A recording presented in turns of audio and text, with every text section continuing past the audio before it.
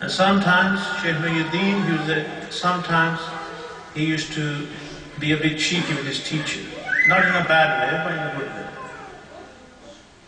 And his teacher said, look, I'm telling you, this is the truth. This is book.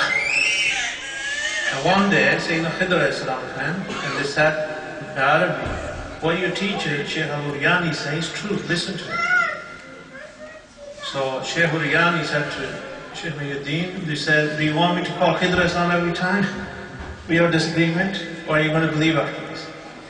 They said, no, I will accept your word. Later, they moved to Tunis, because Tunis was center of spirituality. Now recently, some of our friends went, I won't name Baba Shah and Shakil, but they didn't have many spiritual things to say about Tunis.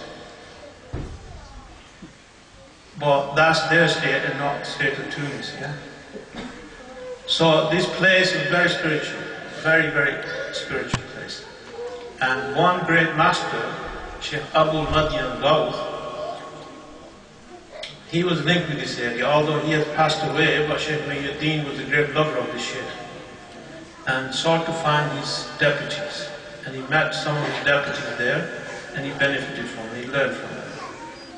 He also went to Fez in Morocco, where he had many, many spiritual experiences, and he benefited from the shuyukh there, he met the Qutb of the time there, and many other awliyas. One person he met there was called Badr. He was Ethiopian, he was a black person, and he was a Sufi, but he was a hidden one. Nobody gave him time of day. But Shaykh Muhyi saw his sincerity and goodness in him, and they became good friends. And Badr al-Habshi, Badr the Ethiopian, he became lifelong companion of Shaykh Muhyi. He never left Shaykh Muhyi after this. He stayed with him wherever he traveled. Later, Shaykh Muhyi,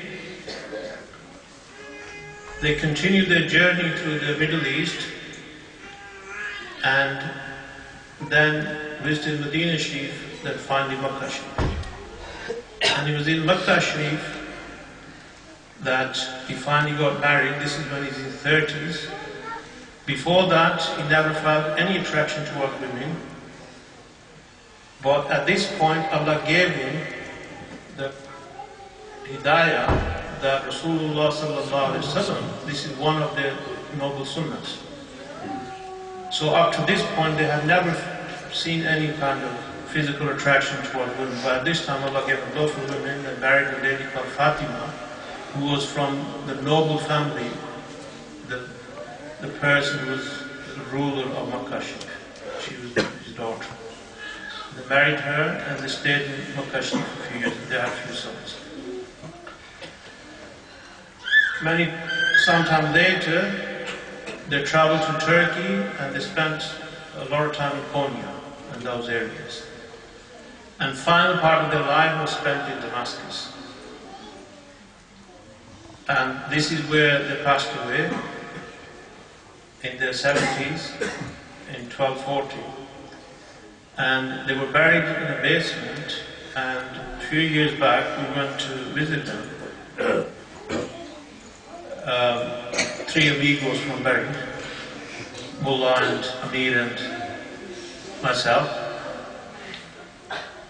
And we thought, because Shaykh is such a big scholar, it's going to be a dry place.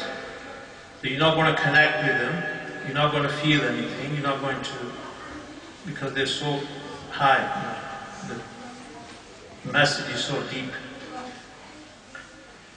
But we were very, very surprised. It's such a sweet, beautiful place, so relaxing, so welcoming, so warm. And we connected with the place. And this khatam is like an offering to them. This is like a hadiyah, this is like a gift presented to them from our sheikhs. Because we don't realize, but we have benefited so much, and the world benefits so much from their teachings.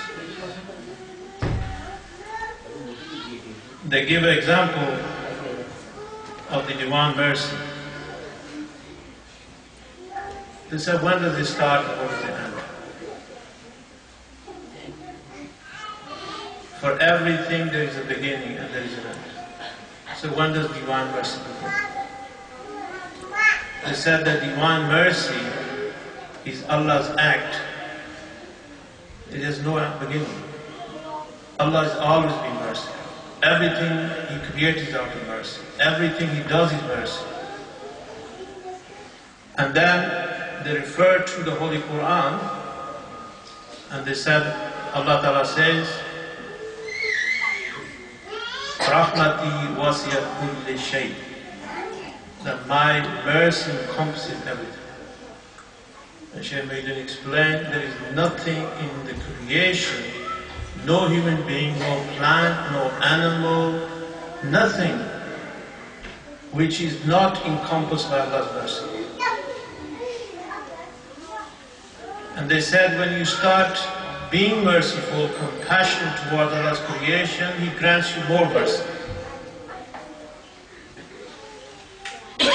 First you achieve tricklings of this mercy, then the outpourings of this mercy, then you become mercy yourself. You are the unlimited, you are Rahimul Mutlika. You become the unlimited, compassionate person. And this is what Shaykh Muhyi are. May Allah grant us ability to benefit from their teachings and from their compassion. Amen. Father.